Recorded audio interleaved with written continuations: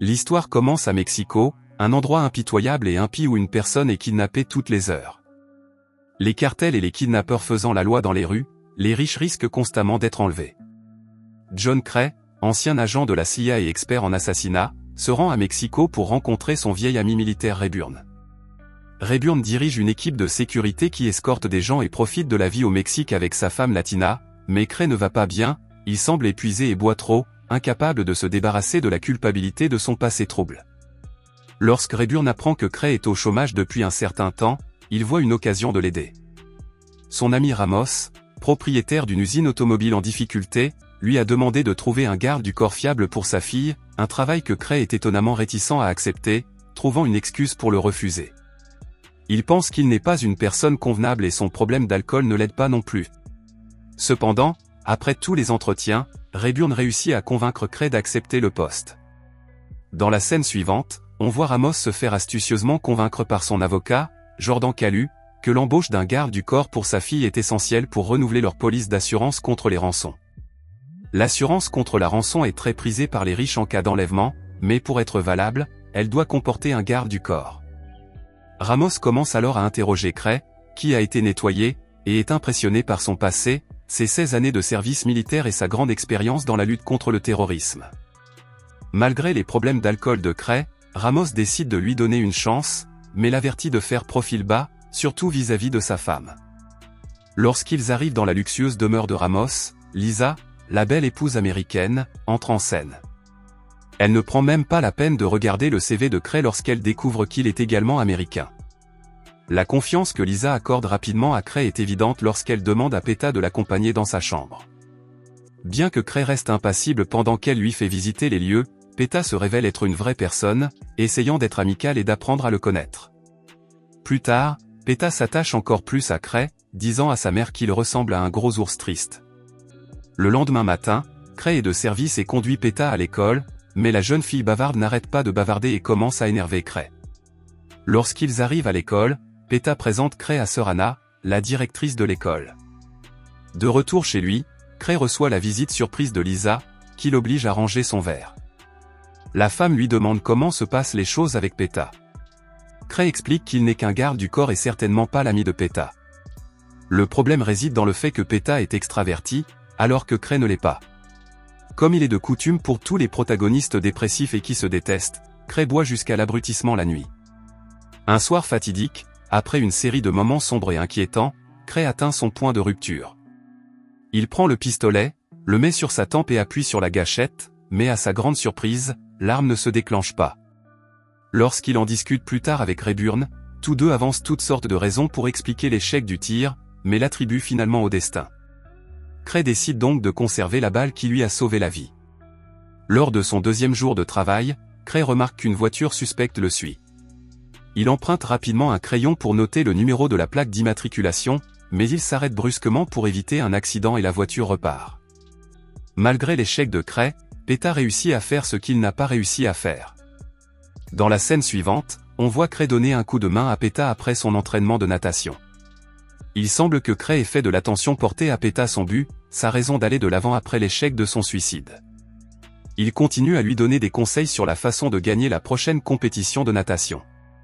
Ce qui s'est passé pousse Cray à abandonner la bouteille le soir et à passer du temps à lire la Bible.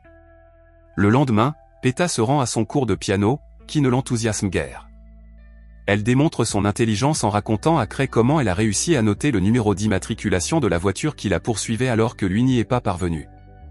Alors que Peta rentre à l'intérieur, Cray doit attendre son retour, profitant du moment avec le collier et la fleur qu'elle lui a offert plus tôt.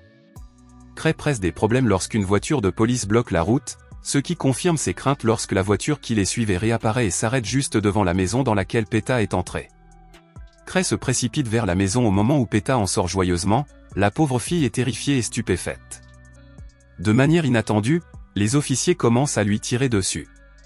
Bien qu'il soit mortellement blessé, Cray réagit courageusement, terrassant les policiers et deux des kidnappeurs, mais c'est un contre un et il finit par s'effondrer. Peta se précipite vers Cray et le trouve inconscient sur le sol. Sans Cray pour la protéger, elle finit par être kidnappée. Cray est hospitalisé et les flics gardent un œil sur lui pour le meurtre de deux officiers soi-disant diligents.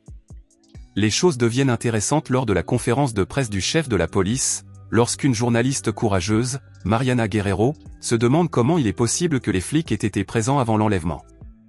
Manzano la soutient également, suggérant que les deux officiers étaient corrompus.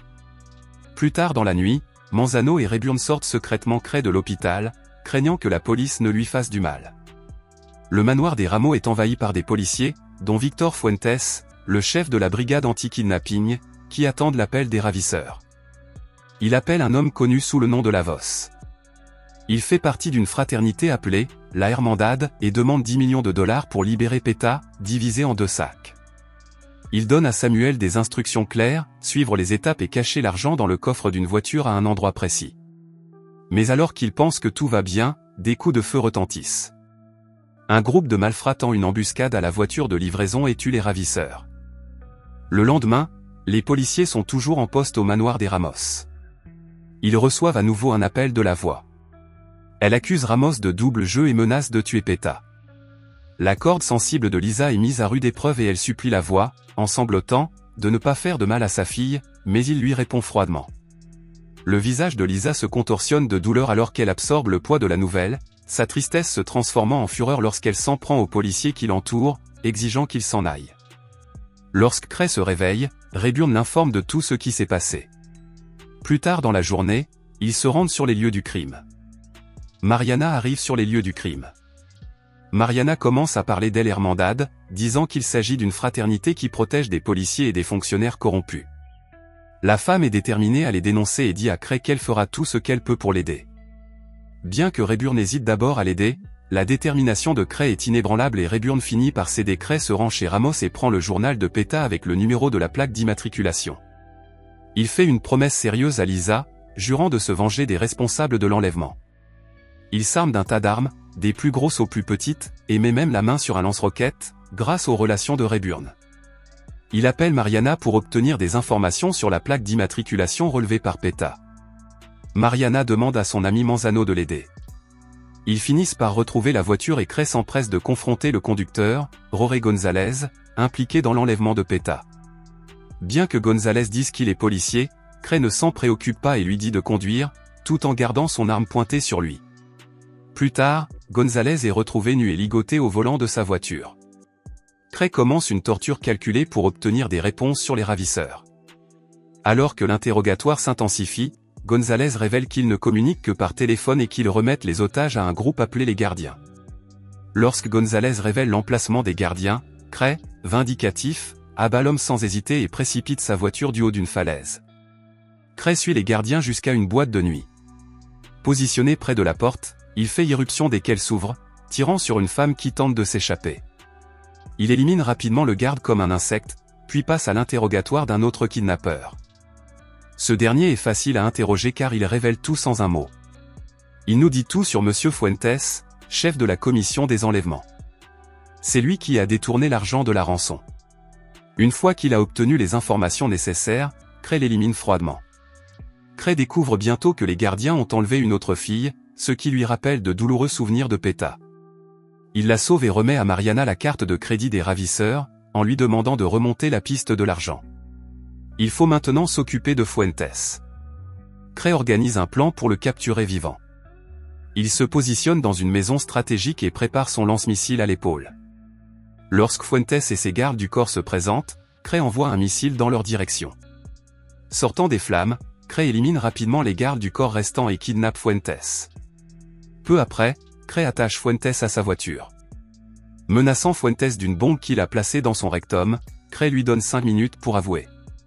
Cray est alors surpris par la révélation suivante.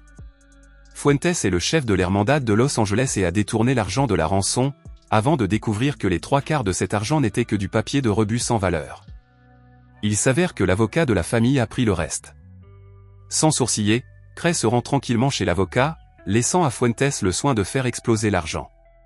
Lorsque Cray arrive chez Calu, il le trouve flottant dans sa piscine sans vie. Il s'avère que le véritable cerveau de l'affaire est Samuel Ramos. De retour au manoir des Ramos, Cray le confronte à tout ce qui s'est passé. Lisa est choquée et demande des réponses, ce qui pousse Ramos à avouer. On apprend alors que l'argent de l'assurance a été partagé entre Calu et Ramos. Voyant la situation financière de Ramos, Calu l'a convaincu d'organiser un faux enlèvement pour gagner de l'argent de l'assurance, en promettant de libérer Peta au bout de quelques jours, mais avec le double jeu de Fuente, les kidnappeurs ont eu un problème. Dans un accès de rage, Ramos admet également qu'il a tué Calu pour venger la mort de sa fille. Cray reste calme mais déçu alors que Lisa le presse de faire tomber Samuel pour ce qu'il a fait à Peta. Cray décharge son arme, ne laissant qu'une seule balle, celle qu'il a sauvée. Il remet l'arme à Samuel et s'en va alors que le coup de feu résonne dans l'air et que Samuel tombe sans vie. Manzano et Mariano découvrent où vit la femme de Voss en vérifiant le compte bancaire utilisé pour envoyer de l'argent sur la carte remise par Cray. Nous constatons que les hommes de Manzano se sont infiltrés dans la maison, réussissant à voler une photo de la Voss et à la faire publier dans les journaux. Après avoir découvert la maison, Cray se lance dans une dernière mission pour tuer la Voss, mais en entrant, il est inopinément touché par une balle. Il poursuit le tireur et le capture, avant de découvrir qu'il s'agit de la voix de son frère. Lors d'un interrogatoire avec sa femme, Cray découvre que le vrai nom de la voix est Daniel. Plus tard, Cray envoie un message fort en tirant sur la main du frère de Daniel alors qu'il lui parlait au téléphone. Pendant ce temps, les hommes de Miguel surveillent tout cela. Maintenant que toute la famille de Daniel est en danger, il n'a d'autre choix que de se rendre. C'est alors que survient la grande révélation, Peta est toujours en vie. Daniel propose un échange, la vie de Peta contre celle de ses frères et de Cray, et Cray accepte sans hésiter. Il rencontre Lisa sur place, après l'avoir prévenue. Cray lui donne des instructions.